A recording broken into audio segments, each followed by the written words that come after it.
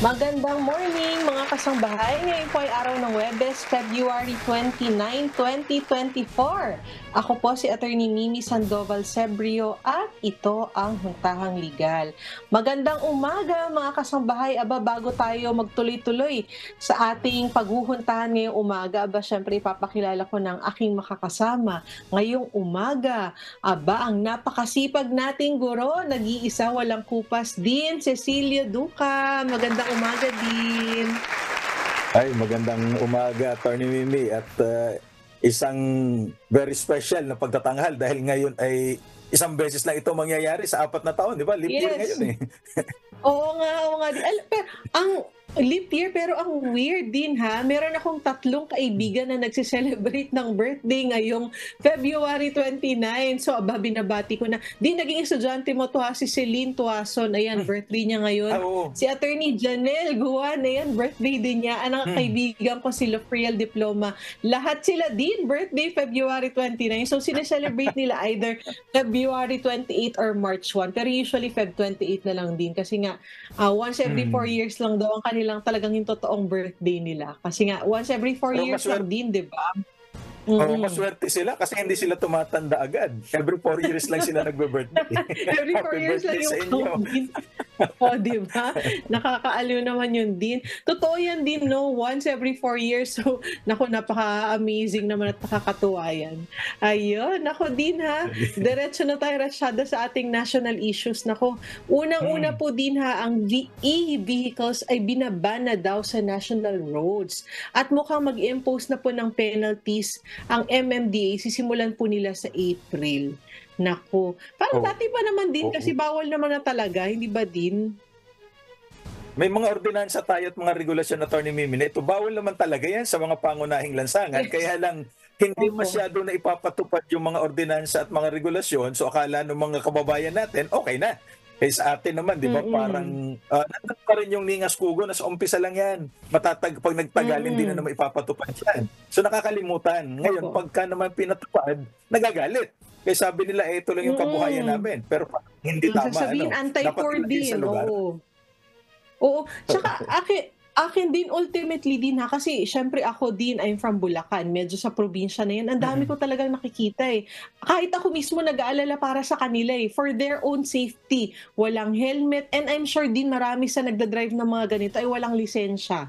No? So, yun din Yun. po yung nakakatakot. It's, di ba din? No? It's for their own protection tsaka, actually. para sa kanilang kapakanan at saka Attorney Mimi, hindi naman nakakuha yan, hindi nakarehistro sa LTO. Inamin na ng LTO na hindi Yes. rehistrado itong mga ito. So yung aksidente, kung sila maka-aksidente, anong habol? Pag sila naman na-aksidente, naku, delikado yan. Kaya siguro unahin natin yung kaligtasan bago yung iba pang bagay. Oo, kasi din kapag ka ultimately 'pag may nangyari din sa kanila sa daan 'no, yun na nga, kung sila ay nakabangga o nakaaksidente, anong gagawin natin din? Kamot ulo na lang din 'no? O kaya yun nga, kung sila ay maaksidente, wag naman po sana, 'di ba din? Eh di papaano din po sila 'no? So talagang walang walang liability and walang sense of ownership din doon sa kanilang ginagamit. So sana naman po isipin din natin, hindi naman po yan dahil inaapi din, wala naman po sigurong ganong Oo. intensyon, but talagang for everyone's protection po ito. Kasi totoo naman pong delikado po sa daan at yun nga po din, di ba, hindi po yan rehistrado. So, mahirap din pong maghabol kung sakaling may magkaroon ng aksidente at pananagutan po din. Ayun. Kaya walang mga insurance yan, Attorney Mimi, dahil hindi nakarehistro. So I'm pretty talagang sure. medyo may problema tayo. Kaya dapat siguro ipatupad na ito at maging stricto. Hindi yung parang lulubog lilitaw, no? Na ngayon, okay, Opo. susunod, ipapatupad, susunod, hindi na naman. Siguro maging consistent lang, Opo, para matuto tayo. consistent, opo. Pero medyo yun nga sabi ko din medyo kailangan din talaga ng tapang dito kasi baka ang i-take na naman dito ay sabihin anti-poor measure ito kasi 'di ba yun nga sinabi niyo din, ito lang po yung kabuhayan namin So hindi po kasi gano'n 'di ba? 'Di ba sinasabi nga natin ang ating batas ay pantay-pantay sa lahat regardless of kung ano yung katayuan mo sa buhay. So hindi rin po natin pwedeng sabihin na dahil yun lang ang aming hanap buhay, hindi na kami dapat pagbawalan din 'no. So kung gano'n ako lahat baka pwedeng maging excusable na lang 'di ba at na hindi sumunod sa batas. Oo. So yan, Tsaka ako sa April pwede ito naman din. pwede naman tayong maghanap buhay, Attorney Mimi, na hindi nakakaperwisyo sa ibang tao. na yung sumusunod sa Yes, batas agree yung din. ating mga pinagkakahanapan ng income, eh dapat ayon sa batas para wala tayong problema. Mm. Oo, agree din. At yun nga again ha, ako sa personal experience ko din sa nakikita ko ha, naku marami pa sa nagmamaneho nito mga babae, naka-shorts lang din, naka-tsinelas, walang helmet 'no, tapos walang busi-busina, walang signal light, bigla lang lilihis 'no, Ayun. lilipat ng lane. So I mean, 'di ba, it's for everyone's safety po. So yun po. Meron namang fair warning din 'no. So April daw po Oo. ito, sisimulan talaga na mukhang paiigtingin na po talaga ang pagbabantay at mag-i-impose na daw po ng penalties ang MMDA. So, Mm. yan po, fair warning po sa ating mga kasangbahay, no? So, na may mga e-vehicles, pinagbabawal na po yan talaga naman noon pa sa national roads natin. Nako, eto naman din ha, ang Manila International Airport Authority ay mukhang magti-take na ng action dito sa, nako, meron daw pong surot issue dyan sa NAIA Terminals 2 and 3. Eto na naman tayo din, kaya laging nasa, kung eto yung ayaw nating awardee, laging nasa top awardee ang Ninoy Aquino International Airport sa worst airports in the world, no? So, can you imagine din, makakagat ka ng surot sa airport, no? So, dapat din, Oo. nako, a-action na po ang MIA natin dyan. Talagang iimbestigahan talaga. At talagang ma-inspections din. Dapat naman, Diyos ko, nakakahiya naman. Oo. Oo, tsaka Attorney Mimi, ano, 'di ba pagka nagbabiyahe ka, lalo sa ibang bansa, mapapasana all ka na lang, sana ang aming airport ganito rin, 'di ba? Tama, agree po. Opo, Pero agree. Ang pero kung meron ang namang magandang ganda. balita, oo, kung may magandang Opo. balita, Attorney Mimi, eh medyo nai-award na yata dun sa isang bidder yung pag-renovate Yes. nitong ating mga airport terminal. So sana naman ano, soon maka-experience din naman tayo ng Yes. world-class quality ng paliparan, ano? Oo, tsaka ako kasi din 'di ba we always promote tourism in our country. But siyempre paglapag po Mm. ng ating mga bisita mula sa ibang bansa, ang una nilang makikita yung airport natin din eh, 'di ba? Tapos Oo. makikita nila gano'n ang kalagayan ng airport. Parang ako din several months ago bumiyahe ako. Naku, can you imagine din, nawala ng kuryente sa buong airport Ay, 'no, oo. sa Terminal Nabiktima ka 1, pala. 'di ba? Opo din, 'di ba? I mean, can we imagine at this time and age nangyayari pa rin 'yan sa airport, 'no? So, Mm. nakakatakot na talaga namang naku, dapat talagang tutukan. So, yun nga sinabi mo din Oo. award na yung bidding 'no, at mukhang meron na pong isang maayos-ayos Mm. talagang kumpanya na aatasang, naku, mag-ayos diyan sa ating mga airport. Sana naman ay makatulong po ng todo-todo at bonggang-bongga para naman po hindi na Oo. maulit yung mga ganitong mga pangyayari 'no. Talagang Diyos ko, At saka surot napansin naman ko lang, din, Attorney Mimi, grabe. ano, Yes masyadong din. marami yung tao tapos yung mga upuan nila kulang, 'di ba? Sa domestic ito, Opo ano, din. kulang yung mga upuan, tapos ang daming tao, sana yung space na yon maximize, nilagyan nila mga ekstrang upuan para hindi naman kawawa yung mga Opo. nag-aantay nung kanilang flight na madalas nade-delay, nakatayo lang o nakasalampak lang dun sa sahig. Parang kawawa naman ang Opo, itsura, 'di ba? At saka naalala ko oo may desisyon din. ng Korte Suprema na ang ating mga airports daw are our show windows to the world. So papaano tayo Yes. makaka-attract ng mga turista tulad ng sinasabi mo, pagka ganyan yung dadatnan nila paglapag pa lang ng eroplano, 'di ba? Oo din, totoo 'yan ha. Alam mo yung pag, 'di ba yung sa kung saan lalabas yung luggage 'no, yung Terminal 1, Mm. pagbagsak ng bag, naku, ano talaga, bangga sa kanto din 'no. Eh, kung masira yung luggage din or bumukas 'no, I mean, Oo. ay nako, the terrors of our airport. So sana nga po maayos talaga 'yan at matutukan para naman po naku maging mahigit na kaaya-aya. Kahit nga po hindi sa Mm. mga namamasyal sa ating bansa na from other countries, but even to us Mm. Filipinos din, it should be a pleasant experience din kasi lalo na 'pag, medyo malalayo ang pinanggalingan at malalayo ang flights, yung iba po natutulog talaga sa airport. So, Diyos ko, baka naman Oo. paggising mo ang dami mo na talagang kagat ng surot. So, ayan. So, naku, Siguro panawagan, kailangan na pangalampagan. mag-disinfect, ano, Opo, I mean, mag-pesticide na sila.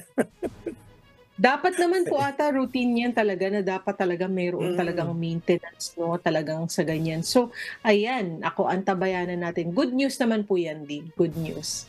Naku, Oo. eto naman ha, okey, si President Marcos po ay naku mukhang nagbigay ng order sa TESDA 'no, na ayusin daw po yung job skills mismatch of senior high school graduates 'no.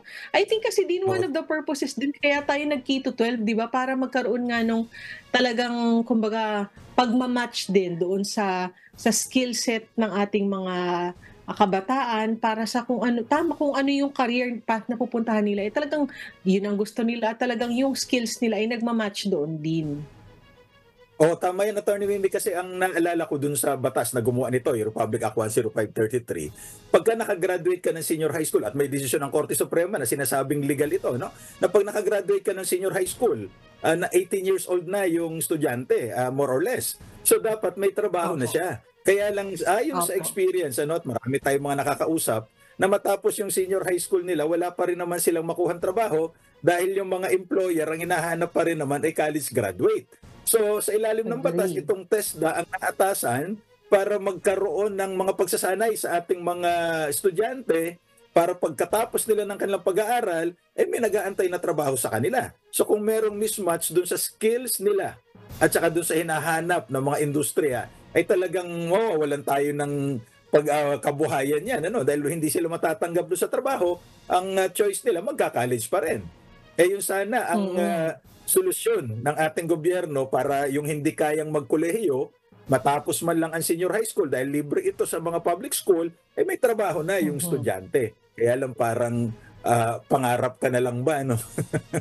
Yun nga din. Alam mo, ang naririnig ko karamihan na sentimiento nga po ng ating mga kababayan patungkol diyan ay parang naging dagdag pa siyang gastusin. Kasi Mm. parang dagdag pa na 2 years, tapos hindi rin naman pala makakahanap ng trabaho kasi nga kagaya ng sinabi mo din, gusto pa rin college graduate. So parang ang feeling tuloy Oo. nila sa halip na nakatulong, burden pa yun din, no, yung additional Mm. 2 years po sa kanila. So nako, ay, pero yun nga. So at this point, I think okay naman. Wala naman atang balak pa din na i-revisit muna, no, yung ating K-12 Oo. program. But yun nga po, medyo yung pressure ay nandun sa TESDA para magkaroon nga ng Mm. pagmamatch po doon sa skill set at kung ano ba talaga yung kailangan ng different industries natin, no, na Oo. talagang Saka magkakaroon nga ng hanap mm. buhay, no? Yes din. Tsaka yung talagang mandate ng TESDA, Attorney Mimi, ano, no, ma-create ito noong 1994 pa, na dapat sila ang nag-identify ano yung mga skills na kailangan sa industriya at yun ang ibibigay nilang training doon sa ating mga kababayan na naghahangad na Mm, matrain. May yung pondo ng TESDA dapat tong ginagamit yan eh. O I mean, fairness naman sa mm. TESDA, may mga training programs naman. Kaya lang parang sa Opo. Pilipino, parang hindi nila gusto yung mga skills training na ganito, no? Gusto pa rin ay Opo. academics eh. Opo, totoo din kasi parang, ako din sa nakikita ko at nababalitaan ko parang most of the TESDA trainings ay kumbaga yung geared para dun sa mga kababayan natin na gustong mag-abroad, parang gano'n din 'no, na para Yun. may skill set sila kung sakali, which is hindi sana kagaya ng sabi mo din hindi naman yun sana yung goal 'no. Sana yung goal, para naman Oo. talagang magkaroon din sila ng hanapbuhay dito sa ating bansa din 'no, kung, na Oo. maging gano'n yung career path nila at makita nila na, puwede naman pala itong skills na meron ako, puwede kong gamitin dito mismo sa aking bansa 'di ba, para Oo. magkahanap buhay. Ayun, naku, At saka antabayanan siguro ulit natin maidagdag 'yan ko lang din. mm, Yes maidagdag ko din. lang, Attorney Mimi, dapat parang i-orient din yung ating mga employers na yung goal talaga ng senior high school para magkatrabaho. So, wag na kayong maghanap ng mga Opo. college graduate kung yung skill naman nitong senior high school graduate papasok dun sa skill na hinahanap nyo. So, siguro kailangan lang ng orientation, Hmm, ano, baka hindi lang nagkaintindihan. ako din. Oo nga po. Or baka iniisip din in terms of age 'no, kasi baka Oo. siyempre it will be parang mas bata din. So but ano yung age pa rin naman na yun din pagka-graduate ng senior high school 'no? Hindi na po yan minor, 'di ba? So, 18 years old na eh. puwedeng-puwede naman na po. Yes, puwedeng-puwede na po 'no. Siguro medyo adjustment Oo. din po sa ating pangkalahatang pag-iisip 'no, talaga sa lahat din siya din. Mm. Kasi kung wala din naman pong employer na kukuha, mahihirapan din naman po talaga. So Oo. yun, naku, talagang entire shift of mindset din ito din para matulungan po yung ating mga kabataan na makapaghanap buhay. Kasi again, like what you said din, yun naman yung goal talaga ng ating Mm. batas patungkol diyan. Ayun, naku, ito Oo. naman din na parang wala akong masyadong alam dito, wala akong ano sa sports, dun ako din. Pero yung Pinoy martial arts daw po na arnis ay isinusulong na maisama sa Olympics 'no. Naku, arnis parang I Mm. think this is talagang sa ating bansa din na-develop itong arnis, hindi ba din? Mm. Ang alam ko sa atin talaga 'yan kasi 'yan pang, isa sa mga pinagkakaabalahan ng mga ninuno natin noon pa. Kaya lang siguro it's about Hmm, time na isama na nila. Kasi ang alam ko kasama na ito dun sa SEA Games, eh. At sa SEA Games Hmm. kasi ang pagkakaalam ko, bawat host meron silang oportunidad na magsama ng isang Hmm. sport na sa tingin nila para sa kanila o pabor sa kanila o kung ano man. Pero siguro dapat panahon na para ilagay naman natin ito sa Olympic Games ano. Baka naman magkaroon na tayo ng another gold medal. Yan, oo din. Napakahirap pero yun nga lalo na kung talagang sa atin nag-originate ito, aba talaga namang wala Oo. ng reason for us not to excel in this sport, 'di ba din? So, yan. Mm. At akin naman din 'no in relation dun sa mga kabataan din 'no. Sa akin importante din na matuto ng sports yung mga kabataan kasi ang sports ko din dati naku, hindi na ata 'to sports, Scrabble. Ganun pa rin. Oo. 'No? So, pero I mean in general 'no, meron talagang ano, yung sa pagkilos talaga ano yung bodily movement Mm. kasi ano din eh, it entails discipline din and parang kung ganyan, halimbawa Oo. team sport talagang may nakakalaro ka, so parang nade-develop ka din on a social level. So mas holistic 'di ba din yung development ng bata kung Oo. meron silang inclination sa particular sport. So siyempre we support that At 'no. Oo, tsaka Yes maganda yan din. Attorney Mimi dahil sa pangkalahatang kalusugan ng mga tao yan, eh. Dahil yung mga bata ngayon nakikita ko lang, kahit dito sa bahay, puro gadget ang hawak. Wala ng physical Yun nga po. activity. Kaya medyo Opo. nakakatakot yun, eh. Oo, tsaka ibang-iba na nga din 'no, nakikita ko even 2-year-olds ha, aba marunong na talaga din, mas magaling pa ata sa'kin Mm. magbukas ng cellphone 'no, mag-swipe ganyan, Oo. naku. So I mean yun, naku, ibang-iba na talaga din. So dapat nga talagang ma-revive talaga at ma-strengthen yung pagmamahal 'no, sa sports kasi iba rin po Mm. yung may nakaka-interact ka talaga ng face to face 'no. So siyempre Oo. kapag sport meron kang coach, may teammates ka, magko-compete ka, I Mm. mean talagang magiging holistic kasi makaka-experience ka din ng siguro failure 'no, talagang yung Oo. paghihirapan mo yung goal na gusto mo, which are parts of life 'no. So, para matutunan Oo. din yun at yun nga like what we said, holistic po yung development ng isang tao. Oo. Ayun, naku eto naman din ha, ang Expanded Centenarian Act magbibigay ng dagdag benepisyo sa mga matatanda. So, this was signed into law just a few days ago, hindi ba din? Yung Centenarian Act, Expanded Centenarian Act 'no. So, good news Ay, 'yan, oo. siyempre good news. Yes din. Maganda yan at Attorney Mimi, at ang alam ko ito yung isa sa mga bills at naging batas na isinusulong ni Speaker Romualdez, hindi ba? Na Opo bigyan ng din. mas malawak na diskwento itong ating mga senior citizens. Kasi nga naman karamihan diyan Hmm, mga pensioners, pero yung pension naman na hmm, tinatanggap kakarampot, 'di ba? At saka yung iba wala mm, pang pension, so social pension ang inaasahan, magkano lang ba 'yun? mhm. Tapos pagka bumili sila, Opo, napakaliit naman ng diskwento. Siguro panahon na para talagang ipatupad naman ito para makinabang naman yung mga senior. Remember lahat totoo naman ay din. tatanda at aabot sa ganitong sitwasyon. Mm, totoo din. At saka yun nga din 'no, yun nga I realized 'no, kahit yung mga kamag-anak ko na ang tagal pong nagsilbi sa gobyerno 'no, marami sa kanila Mm. hirap na hirap pong pagkasyahin yung pensyon nila. And lalo na din Oo. kapagka bumibili ng maintenance medicines. Parang sa Ay, gamot pa oo. lang kung hindi ubos na ay kulang pa, 'di ba din? So, Mm. gusto rin natin na bigyan naman ng pagkakataon na mas maging, safe, mas maging komportable po yung buhay ng ating mga mahal sa buhay na umabot sa it's really a blessing kung umabot ka ng, gano'n sa edad nila din 'no. So dapat naman talaga alagaan na sila. I mean kung gusto nila pang Oo. maghanap buhay, good, pero kumbaga hindi sila mauobliga din 'di ba? Kasi kung ayaw nila at gusto nila Mm. muna nilang mag-enjoy, magpahinga, aba puwedeng-puwede kasing kayang-kaya po nila din 'di ba? Tsaka sa atin kasi pagka senior Attorney Mimi parang wala na masyadong job opportunity. Hindi katulad sa ibang mga bansa, Opo. 'di ba alam mo 'yan na kahit Yes, mga senior opo, talagang very active pa sila. Dito sa atin pagka opo, senior na parang wala nang gustong mag-hire sa'yo. 'Di ba parang dapat opo. baguhin natin ito 'no? Ang lungkot din. Totoo yan din ha, ngayon na medyo mas nakakalabas na ako sa bansa din 'no, totoo yan yung Mm. nakita ko 'no, hindi hindi they don't look down on their senior Mm. citizens 'no. In fact talagang marami akong nakikita talagang tuloy-tuloy sa paghahanap buhay din 'no. Yung iba nga 'no, 'pag Oo. nakikita ko yung mga documentaries din 'no, talagang alam mo isa lang yung talagang senior citizen halos magkandakuban na pero tuloy-tuloy sa paghahanap buhay at Trabaho lang. tinatangkilik po din ha. Oo, tinatangkilik Mm. ng kanilang mga kababayan. So, it's really a good thing. Kasi sabi ko nga din, this is a topic that's also close to my heart kasi naku, ako po yung laki sa Mm. lola. So, nakita ko talaga yung Ayun.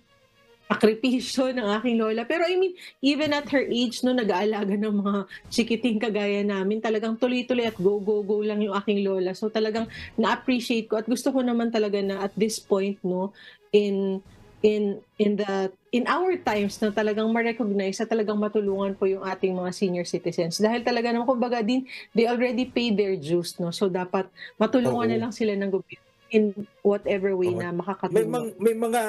may mga alam akong mall sa Attorney Mimi na parang meron silang programa na nag-ha-hire sila ng mga senior citizen. Kasi sa ibang bansa Hmm. naman, wag na nating sabihin yung Japan, 'di ba? Yung mga senior citizen nila may mga trabaho, 'di ba? Tagalinis ng Yes, tren, yes nagulat din. ako one time, pasok sila bigla Yes, dun sa bullet train, yung pala maglilinis sila. Tapos lalabas na naman sila. So opo. binabayaran sila ng gobyerno. Eh sana sa atin may mga ganun ding Oo, oportunidad. Yung mga senior citizen na kaya pang magtrabaho.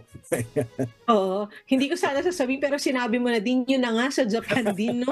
I mean, talagang nasu-surprise ako, parang ang dami kong nakikitang Hmm. naglilinis, even din yung mga nasa grocery shops 'no, ang dami talaga Hmm. nakikita ko na senior citizens na nagwo-work and they're very proud 'no, talagang natutuwa sila at Oo. kinararangal nila na trabaho sila at yun nga, nirerespeto po sila ng kanilang mga kababayan. So sana Hmm. dumating din yung time na magkaroon din po tayo ng gano'ng shift in perspective again din 'no, na pagkilala din sa Oo. ating mga senior citizens. Kasi hindi naman again din ito, hindi naman sila pinipilit kung gusto nila din 'no, merong Oo. pagkakataon, opportunity para sa kanila. Hindi yung yun nga kagaya ng sinabi mo din na parang ayaw na mag-hire kasi matanda na 'no. So naku, dami pa pong kakayanan ng ating mga senior citizens lalo na naku, sa kumbaga sa generation natin na 'to, nung time nila ang dami po nilang dinanas na paghihirap at na-survive Oo. nila yun 'no.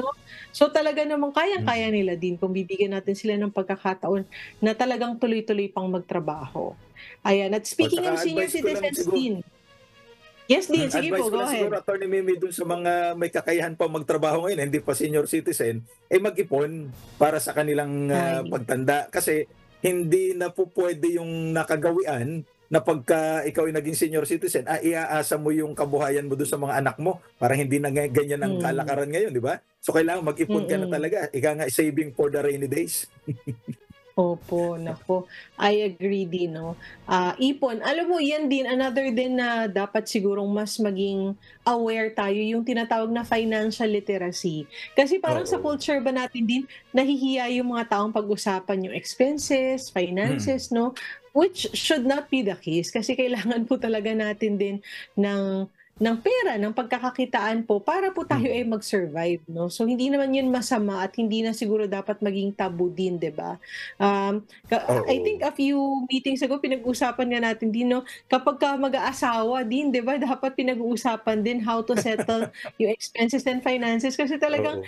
part yan ng buhay 'no, talagang pag-uusapan at pag-uusapan at hindi dapat pag-awayan as much as possible. So dapat talaga may Tama. financial literacy kasi gagastos tayo until the day we die, oh 'di ba? Din, Oo, so totoo kailangan talagang yun. pagplanuhan at Ang pag-isipan ng maigi. Ang Yes, problema kasi din. sa mga batas natin, Attorney Mimi, yung mga magulang ay obligado sa ilalim ng batas na sustentuhan, suportahan yung mga anak nila. Pero pagka matanda na yung Mhm, magulang, walang batas tayo na pumupuwersa dun sa mga anak na sustentuhan naman yung magulang nila. 'Di ba? Parang dapat siguro mm. tingnan din natin yung aspeto na Oo, ito dahil marami talaga mga senior citizen ang kawawa. totoo, nakakalungkot. Tsaka yung bang parang ang sakit din naman sa puso siguro din kung ikaw ay magulang at nag-alaga ng mga anak tapos by the time na ikaw Oo. naman yung nangangailangan ng tulong at suporta nila, hirap na hirap ka din 'no. So naku, sige nga baka mainam na mapag-aralan yan din Oo. ha, yang ano na yan, yang panukalang batas Oo. o Kasi baka may kasi mag-file ng panukalang batas na yan. Opo din. marami ako na-encounter na ganyan sitwasyon na Attorney Mimi 'no, matapos niyang sustentuhan, pag-aralin lahat ng mga anak, eto siya ngayon hirap na hirap sa buhay at pinagpapasapasahan nung Mm, kanyang mga anak kung sino ang mag-aalaga. So mm, siguro, panahon na para tingnan natin yung itong area na ito ng ating family mm. relations. Oo nga, naku ang sakit naman sa puso nun din. Hay, sige din ha, Mm. naku tingnan natin kung papaano magiging panukalang batas yan. Para naman po siyempre Oo. again for the benefit 'no, at mapakita natin ang ating pagmamahal and gratitude sa ating mga mahal sa buhay na naku nandoon na sa kumbaga nasa dulong phase na ng kanilang Oo. buhay. So, dapat naman talaga ay mahalin at alagaan natin. Naku din, ayan Oo. ha, ang ating pag-uusapan mamaya ay patungkol sa women rights kasi po ang March ay Women's Month, hindi ba din? At sa March 8 ay Mm. International Women's Day. So, naku, kaya talagang sabi ko kay Din, pag-usapan natin ito para bago dumating yung buwan ng March ay, naku, mapaalalahanan tayo dito po sa karapatan ng mga kababaihan. Subalit bago yan Din ha, Oo. sasagot daw muna tayo ng ilang katanungan. Ito po mula kay Blessy. Ang kanya pong katanungan, paano po kung ang last will and testament ay officially written sa ibang bansa but the title property is in the Philippines? The testator had already transferred the title sa lahat ng mga anak niya para sa equal share na siyang nakasulat sa will. Lahat ng pangalan ay nakasulat din in the title as well as on his last will and testament. Both documents were done before he and his wife passed away. What are the steps to follow when the children decide to sell the property considering the will is written overseas? Maraming salamat po. Parang tanong ng law student din. May Baka testator assignment pa ito, din. eh. Baka assignment. Nako. May testator Oo. pa din, no? 'Di ba? Alam na alam ang terminology si Blessing. Oo. So, ang concern niya din ay kasi yung last will and testament was executed abroad. 'Di ba Oo. din? Pero ang So, applicable na batas natin dito, Attorney Mimi, sa mm, pagkakatanda ko, ay ang Kodigo Sibil, ano, sa Article 15, yes. 16, 17 ng Civil Code. Siguro Mm, i-assume natin dahil hindi niya sinabi yung citizenship ng mga nung testator, ano. yes, ng So mga ibig magulang. sabihin, yung Opo. gumawa ng testamentong ito ay Pilipino. So Pilipino po ang Yes. mag-govern kahit nasa abroad pa yung Mhm. ginawa. Ang batas sa Pilipinas na Yes. sinasabi dito na lahat ng tagapagmana, dahil may konsepto tayo ng compulsory heir, lahat ng tagapagmana ay Mhm. equal share. So ngayon, kung may Mhm. problema kayo dun sa will na yan at baka may naagrabyado, hindi naman sinabi, pwede nyo dalhin sa korte. Ang tawag po dyan ay probate of the will. Mm. So definitely wala namang problema yung din 'no, yun nga sinasabi mo din, 'di ba Mm, yung tinatawag nating principle ng lex nationalis, so your nationality laws will mm. follow you kahit saan ka magpunta 'no.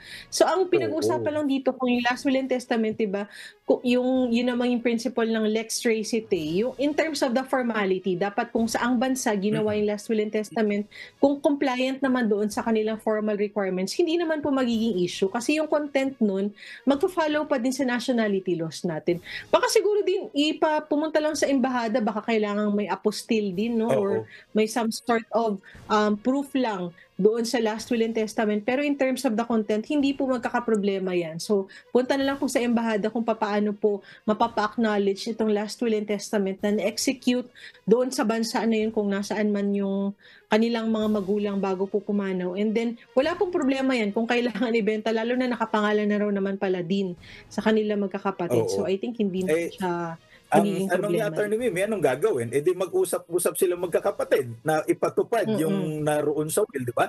Kasi yung validity mm. naman yan ay sumusunod doon sa national law. Sabi mo nga, ay since hindi binanggit, Yes. so ina-assume natin na Pilipino pa rin itong mga ito at Opo. yung batas sa Pilipinas pa rin ang susundin natin ayon sa Kodigo Oo. Sibil. Opo, at lalo na yung property ay nandito din naman din sa Nasa Pilipinas. So Pilipinas. again, oo, Oh, mag-usap na lang kayo magkakapatid 'no din. Definitely hindi siya magiging mm, problema at, yun na lang punta na lang sa embahada kung may kailangan na pagpapa-authenticate dun sa last will and testament. Pero mm. ultimately wala din po siyang magiging problema lalo na nga po na nandito yung property na tinutukoy ninyo. Oo, kasi Ayun. yan talaga Eto ang madalas pag-awayan, Attorney Mimi, ano? Yan ang laro ng mga opo. magkakamag-anak, in general, yung agawang lupa. Opo. Oo din. Hay nako, totoo 'yan din. Lagi ko nga sinasabi sa mga naglo-law student ngayon, naku aralin niyo ng maigi 'yan ha, yung property, land titles and deed succession kasi Oo. kapagka ikaw ay naging practicing lawyer, naku lagi pong pinag-aagawan at pinagtatanungan talaga ng lahat, lalo na sa probinsya. Nako talagang Ay, 'yan ang oo. paboritong laro kagaya nga ng sinabi mo din, agawan ng lupa. Nako, sad to say At at ang saka sa hirap kasi dulo din 'pag niyan, ganyan ang hmm, usapan, eh. Yes din. sa dulo niyan, Attorney Mimi, yung abogado ang magmamay-ari ng lahat ng lupa.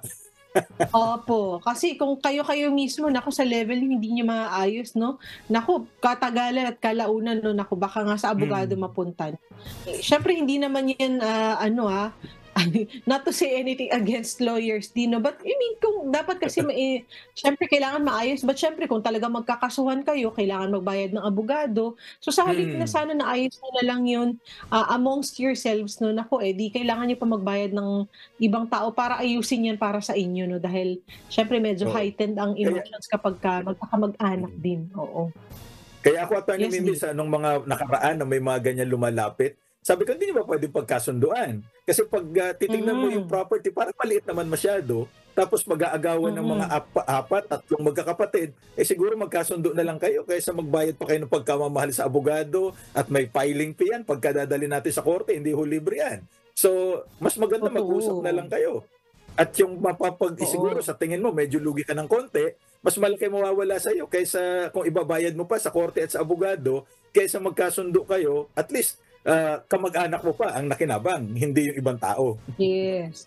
Oo, tsaka sa batas naman natin din 'di ba, when it comes to relatives dapat daw po may earnest effort talaga na Mm. maayos 'no, yung mga hindi pagkakasunduan. Kasi I think ultimately when you go to the court, yun din naman yung sasabihin ng ating mga judge Oo. 'no, ng ating mga witness na napag-usapan niyo na ba 'to? Baka puwede namang ayusin 'no. Mm. So laging gano'n din naman po yung magiging aim ng ating mga hukom 'no, when you go Oo. to the court para maayos yung mga ganitong bagay. And gusto ko na rin idagdag din ha, naku ito lagi ko pong nakikita sa social media. Siguro Mm. sentimiento din po ng mga abogado parang kailangan lang din po nating ipaalala that the legal profession is still a profession din 'no. Kasi para bang ang Oo. mga abogado tuloy ay nagbumukhang masama at nahihiya tuloy na maningil, but tandaan din po natin na these are legal services 'no. Ito po ay pinag-aralan Oo. ng napakaraming taon 'no, talagang nagsakripisyo po ang ating mga abogado para makuha po yung ATTY period 'no. At siyempre ang Mm, totoo binabayaran po yan. natin ay ang kanilang expertise din 'no. So, in the same manner Oo. na magbabayad tayo sa doktor, sa engineer, sa Mm. architect, gano'n din naman po yung abogado kasi kabuhayan po nila 'yan. Sila po ay naghahanap buhay din kaya po, naniningil 'no. So hindi naman po 'yun masama at lagi nga nating sinasabi din, huwag pong kalimutan ng abogado lalo na 'pag bago pa lang, mag-e-enter into a contract or agreement kasi mas mura po 'yun din 'no, ire-review lang yung contract kaysa Oo. yung 'pag nagkaproblema na saka ka maghahanap ng abogado, eh, ang laki na ng naging problema. So talagang mas malaki na yung babayaran kasi ang problema niyo po ay poproblemahin na ng abogado niyo. Siya na po ang hindi Mm. makakatulog gabi-gabi kakaisip ng problema niyo. So yun naman po yung rational dun. Kaya po talaga namang nagbabayad at kailangan pong magbayad sa abogado din. Ay, Ako, tama yun, ka diyan, paalala lang Attorney ha. Mimi, ano? Kasi akala ng mga Opo. kababayan natin pagka nagtanong ka sa abogado, lalo't kaibigan mo, ay libre na. Hindi naman po. Kung gusto niyo Mm. po ng libreng Mm. pagpapayo, abay tumuto kayo sa huntahang legal dahil hindi tayo nangungulekta Yun. dito. Yes din, gano'n na 'Di nga ba? po. Pero pero kung kayo ay lalapit sa iyong mga kaibigan 'no, sa akin naman 'di ba, maganda rin naman din kasi lalo na iisipin nila, Mm. kaibigan ko, okey lang naman 'yan. Pero all the more nga na dapat suportahan mo din 'no, at saka biglang Oo. alam mo din 'pag nagiging abogado dumadami ng kaibigan at kamag-anak kasi ang dami Ay, ng, totoo "Ay 'yan. kilala ko 'yan," 'di ba? 'Di ba din? So, I mean sana din po 'wag niyong masamain kasi again, I have to Mm. emphasize that the legal profession is still a profession. Pinagkakakitaan po 'yun at Oo. kagaya po natin lahat, kailangan po ng hanap buhay ng abogado. So kung isipin natin lagi, "Ay, paano ba ako makakatipid? Paano kaya kung 'di makakabayad kay attorney?" 'No? So, I think naman meron din naman pong, schedule po yung Integrated Bar of the Philippines kung magkano po yung Mm. babayaran din 'no. So hindi naman po magsisingil ang abogado ng lalagpas doon sa schedule ng IDP. So, kung Oo. meron po 'yan ang irereklamo, pero kung nando'n naman sa range 'no, eh, wala po talagang dapat maging problema because trabaho po 'yun ng mga abogado din. Oo.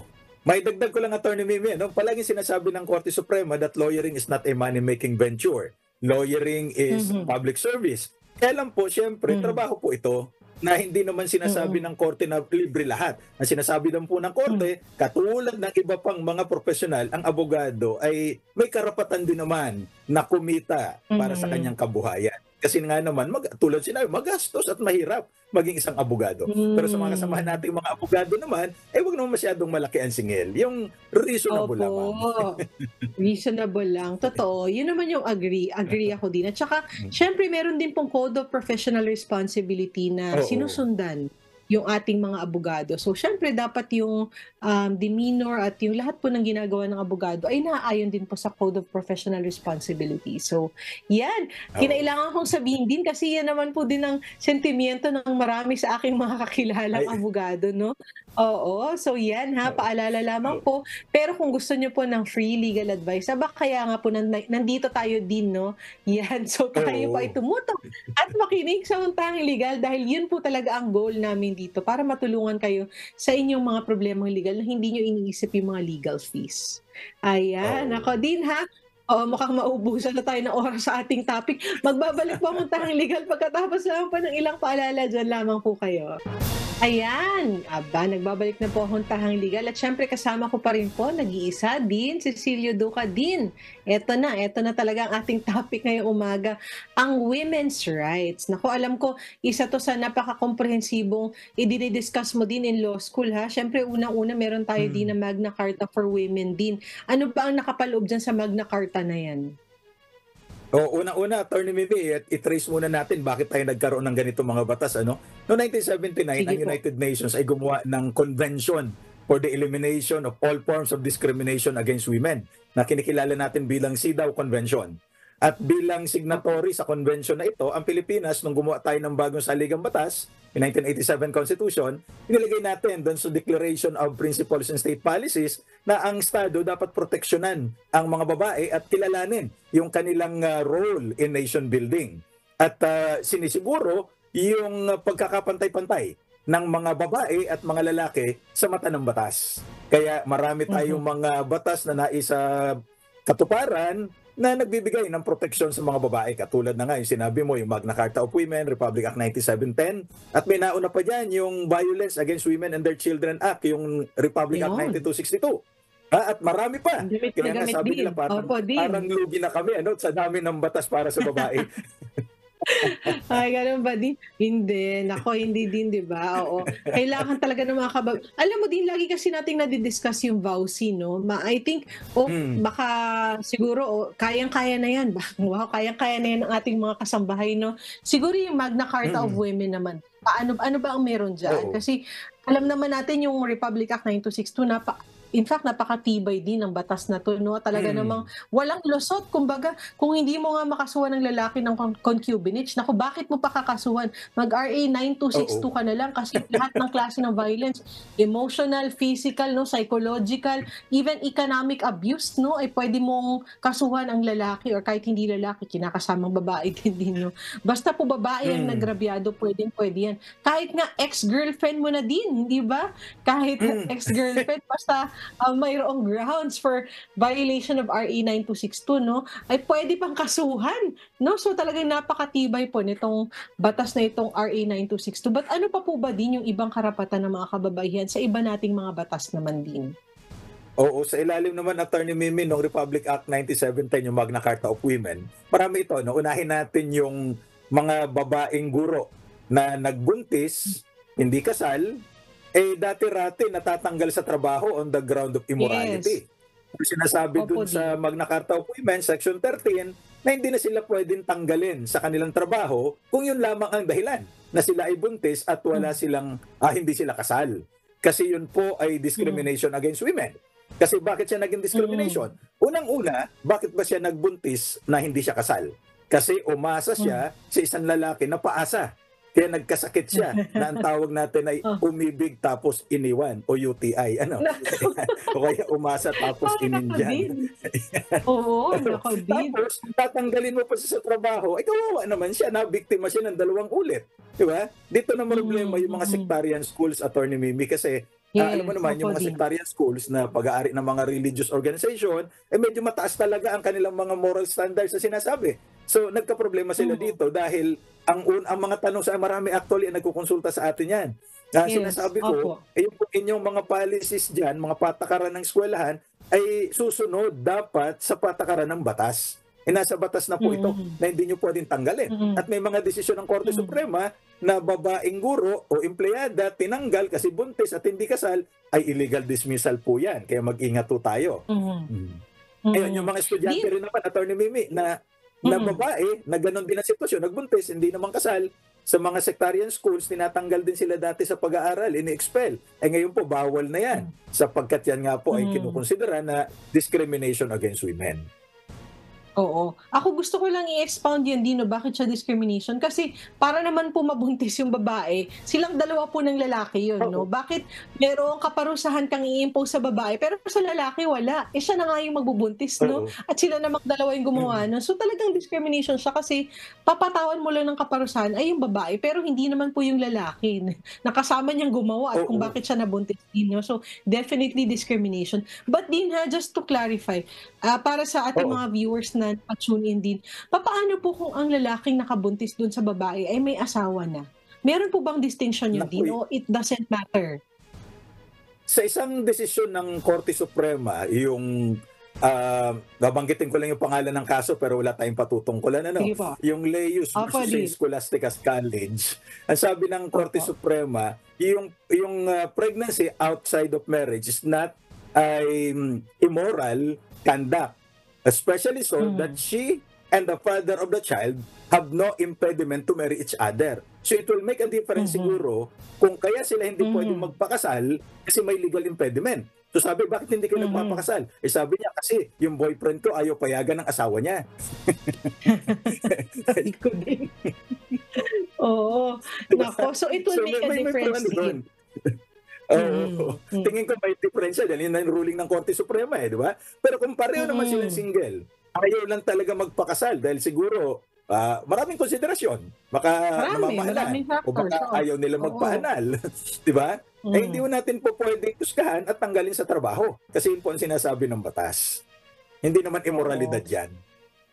Oo, lalo na din, I mean, inisip ko pwede rin naman maging justification no? Kung halimbawa kahit kasal yung lalaki, hindi po, nung time na sila ay nagkarelasyon, hindi po alam ng babae na siya ay kasal pala din, no? So I think that will also be a determining factor. So, case-to-case basis, but as a general rule, kagaya ng sinabi mo din, hindi siya dapat solely, kung yun lang yung reason, no, maging ground para po alisin ng isang guro o paalisin ng isang estudyante dahil siya po ay nagdadalang tao.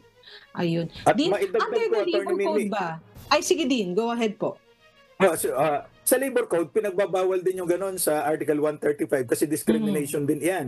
Na kapag ka nagbuntis, tatanggalin. In fact, may decision dyan ng Korte Suprema laban sa isang maliit na airline company, yung Saudia versus Revisencio, no? Na kung saan tinanggal yung flight attendant kasi buntis siya. Sabi ng Korte Suprema, hindi po pwede yan. Simply because buntis, natural, nagbubuntis talaga ang babae, normal yan, tatanggalin mo, aalisan mo ng kabuhayan, bawal yan sa ating mga batas. At yung idadagdag ko, Atty. Mimi, may isa pang karapatan dito na napakahalaga na sa aking karanasan hindi masyadong alam ng ating mga kababayang babae na kapag kayo po ay nagkaroon ng gynecological disorder resulting into surgery, sa ilalim ng Magna Carta of Women, ay pwede kayo magkaroon ng 2 months leave with pay. At magbabayad po si employer. At ito ay in addition doon sa inyong mga existing leave benefits. Naubos na yung sick leave, vacation leave, kung anumang leave, naoperahan siya at sinertify ng isang public, ng isang doktor. Hindi kailangan public doktor lamang na competent. Na siya ay naoperahan because of a gynecological disorder, meron po siyang 2 months leave. Siya man ay nasa privado o pampublikong sektor. Meron po siyang 2 buwang pagpatrabaho, babayaran siya ni employer. Din, when you say gynecological disorder, ano po yung mga examples niyan, din, na pwede pong maging ground po para dyan? Naku, mahirap ito, Atty. Mimi, dahil hindi tayo doktor. Pero ayon sa batas. Opo, hysterectomy din, no? Hysterectomy, ovarectomy, at saka mastectomy. At mahaba yung enumeration ng mga sakit na para sa babae lang talaga na may kinalaman sa kanilang nature as a woman. So kasi wala namang ganyan yung mga lalaki. So pag sinertify ng doktor na mauoperahan ka, magpapagaling siyempre yan. After ng operasyon, may 2 months leave ito. Nakaragdagan doon sa mga existing leave benefits. With pay din, ha? With pay po din, diba? Oo. And on top of other leave credits din, no? So, hindi pwedeng, charge na yan sa ganun, sick leave, ganun. So, hindi. So, 2 months po with pay. Yun. Ako, pero ang kondisyon, Atty. Mimi, isa sa mga kondisyon, sa loob ng 12 buwan, bago siya naoperahan, 6 na buwan, nagtrabaho naman siya. So 6 months, in a Ayun. 12-month period, nakatrabaho siya bago siya maoperahan para ma-entitle naman siya Hmm. doon sa 2 months leave na ito. May regulasyon na dyan ang Department of Ayun. Labor doon sa Department Order 112, Series of 2011. Tapos yun namang civil service para sa mga empleyado ng gobyerno, Civil Service Memorandum Circular number 25, Series of 2010. So yan yung mga Opo. implementing rules para maipatupad itong karapatan na ito ng mga babae. Ayun, naku.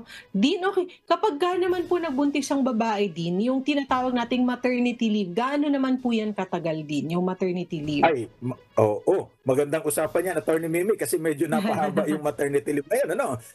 Sa ilalim ng Opo. Republic Act 11210, ang maternity leave ay 105 days kung married Hmm, or may partner ang manganganak na babae. Tapos 105, may bayad yun. opo. Tapos pwede niyang i-extend for another 30 days. Wala nang bayad yung extension. Oo, Pero hindi naman pwedeng i-deny ni opo. employer kasi karapatan ito ng babae na gusto niya pang ma-extend. Pero wala nang bayad yung 30 days. Mm, Ngayon kung solo parent naman, mm, Attorney Mimi, at qualified under dun sa Expanded Solo Parent Welfare Act, Republic Act 11861, mhm, madadagdagan ng 15 mhm, araw. So ang total niya, 120 days na ang paid maternity leave.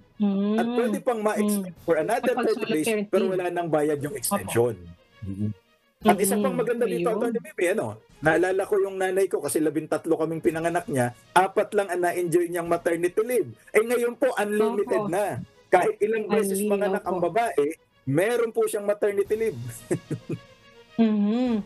Ayun. So, din pakiano naman 'to, as opposed to yung kapagka sa paternity leave, meron bang paternity leave din at Ayun. gaano katagal yan kung meron?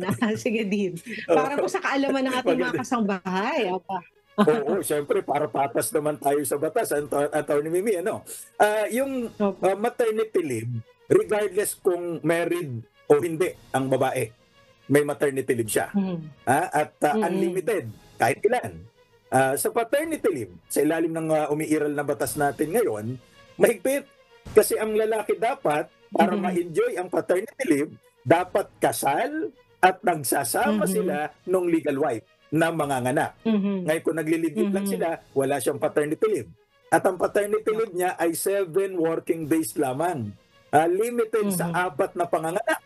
Kaya pag panlima na yung panganganak ng kanyang partner o ng wife niya, ng partner, wala eh. Pag kayong wife, panlimang panganganak, wala na rin Right. siyang paternity leave. Pero huwag mag-alala, Mhm, huwag mangamba.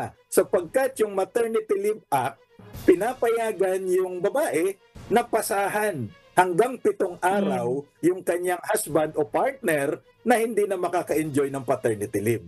Pero babawasin yun mm, doon sa maternity leave ng babae na manganganak kasi ipapasa niya hmm. doon sa kanyang asawa o partner. Ayun, ako din. Ako question ko lang, sa tingin niyo kailangan ba ng pag-aamyenda sa batas na dapat na sa lalaki din 'no, kasi up to 4 lang basta sa legal wife. Puwede Mm. bang dapat only din kagaya sa babae kasi paano kung mas marami yung anak nila, siyempre may obligasyon pa rin yung lalaki na kahit papaano naman tulungan ng kanyang asawa 'no, sa mga susunod na pagbubuntis, kahit lagpas na sa ika-4 din. O okey na ba yun, tutal naman mapapasahan siya ng asawa niya? Tingin ko, Atty. Mimi, dapat naman amyendahan na rin yung batas kasi yung maternity leave law, inamyendahan na. At dapat amyendahan din yung paternity leave law. Pero siguro na-anticipate Opo. ng mga legislators na baka hindi pa maamyendahan yung paternity leave law, pinasahan muna siya. Pero sa tingin ko mas In the maganda kung yung meantime. lalaki meron ding sarili. Oo. Opo din. Ako, I don't see anything wrong with that. Lalo naman, Mm. very qualified naman po yan na yung lalaki ay dapat kasal sa babae, no? At Oo. kinakasama niya, magkasama talaga para ma-avail niya yung paternity leave. Kasi sino naman pong aalagaan niya kung hindi niya kasama yung babae, no? At yung kanyang asawa. So, yun po yung requirement. At syempre, dapat asawa para ma-discourage po yung extramarital Yun. affairs. So, diba? Oo, yun naman At, din yung actually, Atty. wisdom Mimi, behind the law. Opo din. maraming nagkonsulta. May isang nagkonsulta, di ko makakalimutan. Sabi niya, Atty. Hindi ba ito unfair naman? Kasi yung babae, Opo. regardless dun sa legitimacy or civil status, meron siyang maternity leave. Samantalang yung lalaki kailangan kasal at nakikisama dun sa kanyang wife na manganganak. Sabi ko, unang-una, hindi Mhm. naman ikaw ang manganganak. Pangalawa, yun nga, tama yung sinabi mo, para i-discourage naman itong mga lalaki na strike anywhere dahil meron naman akong paternity leave Mm. pagka manganganak. Para ma-prevent naman Oo. natin yung ganong sitwasyon, aba, naging mahigpit yung batas para sa mga lalaki. Oo, tsaka din 'di ba siyempre ito yung mga realities of life naman talaga na siyempre ang magbubuntis talaga. Can you imagine din for 9 months ang magdadala talaga niyan ay yung babae at talagang ang mag-a-adjust ay yung katawan ng babae. Even after, she gives birth 'no, meron na nga tayong tinatawag din ngayon na postpartum depression 'no. So marami daw sa Oo, mga babae nakaka-experience niyan 'no after they give birth kasi talagang magbabago na yung buhay talaga ng babae, nagbabago yung kanyang katawan, yung kanyang hormones, yung kanyang perspective. So yung buong pagkatao niya ay mag-a-adjust to care for her child 'no. So kaya talagang kailangan din po talaga ng suporta ng ating mga kababaihan kapagka patungkol sa kanilang pagbubuntis at panganganak din. Naku din, ano ba ay naman ito, ang yes din, sige go ahead din. tam tama yan at tama yan, Attorney Mimi, kasi talagang kapagka nanganak ay yung isang babae, nagbabago talaga ang buhay niya. Pati yung mga Mm, hormones, yung mga figures, ganyan, talagang part yan ng nature ng isang babae. Kaya dapat ang mm, mga lalaki, inuunawa yan at hindi mm, masyadong nagdedemand, di ba? Kasi talaga nagbabago eh. Wala namang forever mm, dyan, ano? So dapat unawain at mm, lalong ipakita na bagamat nanganak ka na, lalo kang minamahal, hindi ba? At hindi nababawasan mm. yung pagkalinga at Opo. pagmamahal sa kanyang asawa. Oo. Naku, 'di naku ako kasi ang bilis naman patapos na pala tayo. Pero ako gusto ko rin i-emphasize 'yan din ha. Kasi talaga isa sa mga main difference talaga siyempre ng lalaki at ng babae ay yung yung kakayahan ng babae to give birth 'no. Oo, At sinasabi nga sa akin din ng mga kakilala ko na may mga baby na talagang hindi mo raw akala mo raw dati ay alam mo na kung papaano magmahal until you have a mm, child. Parang hindi mo raw ma-express oo, yung level ng pagmamahal na mararamdaman ng isang nanay para sa kanyang anak. So, dapat talaga suportahan at talagang tulungan natin din ang ating mga kababaihan dahil sa napaka-importanting gift na yan na ipinagkaloob sa kanila ng ating Panginoon. Ayan, nakadina. Parang bitin na bitin, nasa tip of the iceberg pa lang tayo din, no? Wala na naman tayong oras. Nako, dapat ata talaga may part 2 at part 3 ito. Kasi 'di ba din, oo, napakarami po nating batas na talagang nakalayon at nakatuon po para sa pagprotekta sa karapatan ng mga kababaihan. But in the meantime din ako, oo. maraming maraming salamat po sa pagsama na naman sa akin ngayong umaga. Baka po kayo ay may babatiin na pasasalamatan, please go ahead po din. Oo, naku, maraming salamat, Attorney Mimi, ano, at binabati natin lahat ng mga babae sa buong mundo, sa Pilipinas, lalo na yung babae dito sa aking buhay, yung aking asawa, ng isang maligayang buwan ng mga babae sa buong mundo, no? Yung Women's Month sa March, at saka yung March 8 nga, yung kanilang Women's Day. Tsaka siyempre, yung mga kasamahan natin sa University of Makati School of Law, yung aming dean, si BP Tapia, at saka siyempre si President X at ang aming mayor sa Makati, si Mayor Abby. So maraming salamat po sa patuloy na pagsuporta sa School of Law ng University of Makati. At mga kababayan, maraming salamat sa inyong pagsubaybay at pagtangkilik po doon naman sa aking YouTube channel, yung CD Ducalo. Salamat, Attorney Mimi, at sa Huntahan Legal.